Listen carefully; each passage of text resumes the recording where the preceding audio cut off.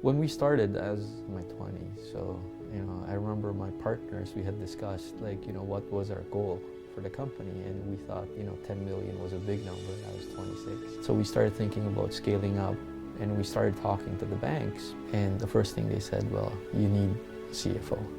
So it was a perfect fit. Like, we were scaling up. At that time, when we started this process, we had maybe 15 locations to today. So we have about 50 locations, 52 I think.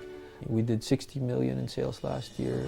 We're projecting 73 million this year. So since she joined 2018, 2023 now, about 4 years, we grew 10 times. So I've got the tools that I could help Nesmith and the management team work through those. So that's the magic. Nesmith had no experience ever working with a true CFO.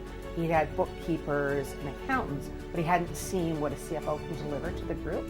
It's very much like being a chameleon. I needed to adapt my style to work with the existing management team, but I needed to be strong enough to get him to know what he really needed. Liz brings that sense of urgency sometimes for certain things. Right? So she sees that with her experience. She can see things maybe before I do, right? Especially on the financial front. Being an entrepreneur and being from a small business owner, when we started, we try to fix every center, but sometimes they can't be fixed. You need that discipline where you start thinking, okay, look, we have to think about actually streamlining. Some centers need to be sold, some centers need to be closed.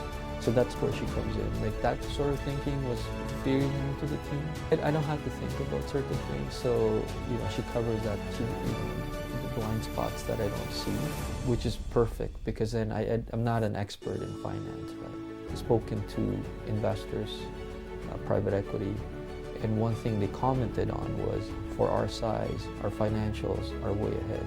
That's all because of Liz.